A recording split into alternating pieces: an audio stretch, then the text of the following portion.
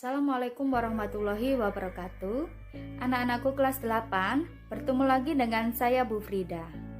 Nah, pada pertemuan kedua mata pelajaran PPKN, kita tetap membahas tentang bab 1, yaitu tentang kedudukan dan fungsi Pancasila.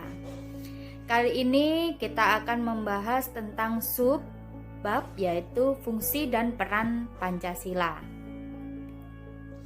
Nah, adapun fungsi dan peran Pancasila itu ada 7.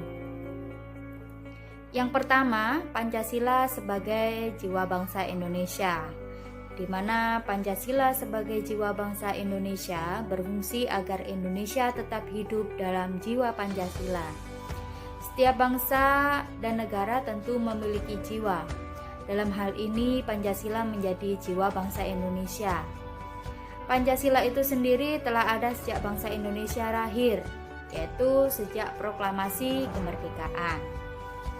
Kemudian yang kedua, Pancasila sebagai kepribadian bangsa Indonesia, di mana Pancasila memiliki fungsi, yaitu sebagai hal yang memberikan corak khas bangsa Indonesia dan menjadi pembeda yang membedakan bangsa kita dengan bangsa lain.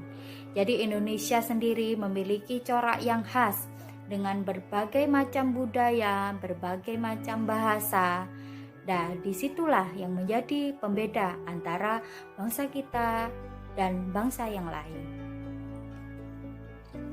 Kemudian yang ketiga, Pancasila sebagai sumber dari segala sumber hukum, di mana Pancasila sebagai sumber hukum yang berfungsi sebagai sumber hukum yang mengatur segala peraturan hukum yang berlaku di Indonesia. Semua hukum harus tunduk dan bersumber dari Pancasila. Setiap hukum harus dan tidak boleh bertentangan dengan Pancasila.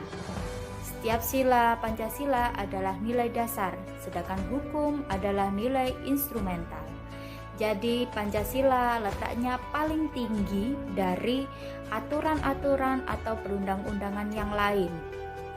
Ya, jadi semua aturan atau perundang-undangan yang lain harus tunduk kepada Pancasila, karena Pancasila adalah sumber dari segala sumber hukum. Kemudian yang keempat, Pancasila sebagai perjanjian luhur, di mana berfungsi dan disepakati melalui sidang PPKI pada tanggal 18 Agustus 1945. PPKI adalah badan yang mewakili suara rakyat. Nah, jadi Pancasila merupakan hasil perjanjian bersama dengan rakyat. Kemudian yang kelima, Pancasila sebagai cita-cita dan tujuan bangsa Indonesia. Nah, di mana cita-cita bangsa itu memiliki fungsi, yaitu untuk menciptakan masyarakat yang adil dan makmur. Jadi cita-cita bangsa Indonesia adalah untuk memajukan kesejahteraan umum, mencerdaskan kehidupan bangsa, menciptakan ketertiban dunia, perdamaian abadi. Nah, itu semua bisa kalian lihat pada pembukaan Undang-Undang Dasar 1945 alinea ke-4, terdapat tujuan atau cita-cita bangsa Indonesia. Kemudian yang keenam, Pancasila sebagai satu-satunya asas dalam kehidupan berbangsa dan bernegara, di mana sebagai satu-satunya asas adalah sebagai konsekuensi ditetapkannya Pancasila oleh bangsa Indonesia sebagai dasar negara dan merupakan perwujudan melaksanakan Pancasila secara murni dan konsekuen. Kemudian yang terakhir, nomor 7 adalah Pancasila sebagai moral pembangunan, di mana Pancasila dijadikan kerangka, acuan, tolak ukur, parameter, arah, dan tujuan dari pembangunan.